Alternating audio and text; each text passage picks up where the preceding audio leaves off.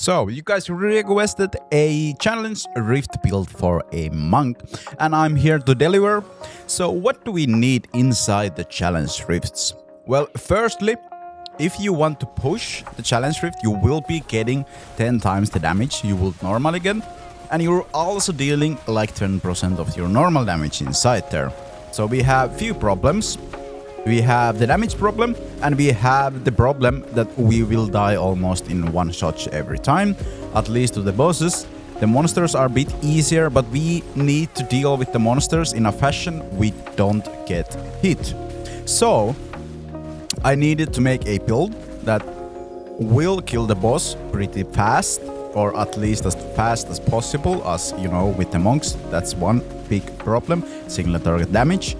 And we also needed something that will get rid of the mobs while they'll deal damage, or just stun them, slow them, or whatever. So I came up with a build that will stun or petrify and slow the enemies, making it a lot easier to deal with them. And also we do have a lot of single target damage that also works on AoE.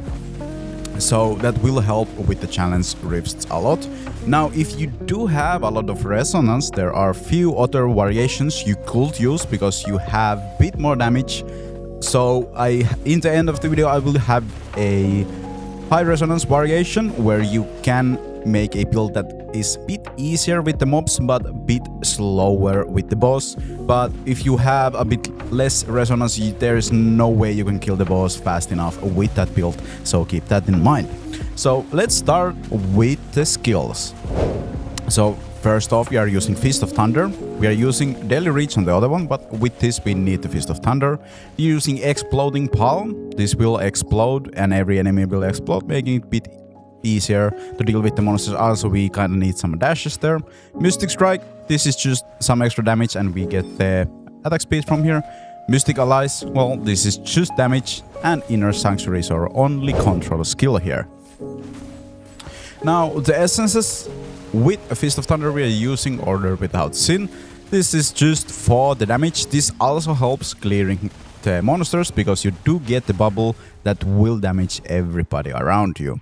Now, with the Palm, we are using Obstruction of Omniscience, just to get that 6-second cooldown on this, so we can have dash often up when we need it. Mystic Allies, we are using the new Shatter Spell, that will just summon a Mystic Allies that will also cast a Shimmerlin, so everybody should be burning when you cast this. Now, with the Mystic Strike, we are using Feline Defiance, so we get that attack speed boost. This is mostly just for the boss. And well, with the Order Without Sin, we do get the bubble faster if you use Feline Defiance. And we are using Lingering Incense on the pan slots. That just summons one Mystic Ally, and we can use this to bait attacks from the bosses. These will die on the first hit, but it helps a tiny bit. Now, on the most important part, the Inner Sanctuary, we are using Unsightly Method. Now, Unsightly Metal will put a Inner Sanctuary on the ground that will slow enemies. If I am correct, it doesn't slow down their attack speed, but it will slow their movement speed. And in a few seconds, it will petrify them, so they do not move after that. And that's the point when you cast everything and you start smashing them with your primary attacks and triggering Order Without Sin, getting that sweet damage to everybody. And we are using Falcon's Dive to get that 29 increased range on the Inner Sanctuary, which just makes it easier to group up everybody inside the Petrify.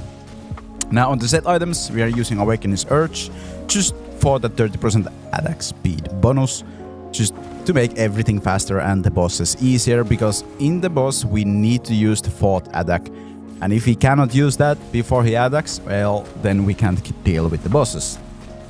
And another one is Mind Witch of Ice, again, giving a 15% damage increase every time we use the Mystic Allies. And now, as promised, if you have a high resonance, you can switch your Fist of Thunder to Deadly Reach, and we will change the Order Without Sin to Peerless Conductor. that will knock enemies on the third strike of deadly reach, you will have less damage, considerably less damage to the boss. But if you can deal with the boss with this, then you're okay to go with this. The mobs are a lot easier to deal with if you have the knock up on every third attack, because then you don't really need to even think about when you attack, you just pop everything, you get some little range, and if everybody are inside the petrified field and you're knocking everybody up, you can just keep attacking them until they're dead, because you're knocking them up all the time. You get like 3 petrifies out from the inner sanctuary, so you should be golden.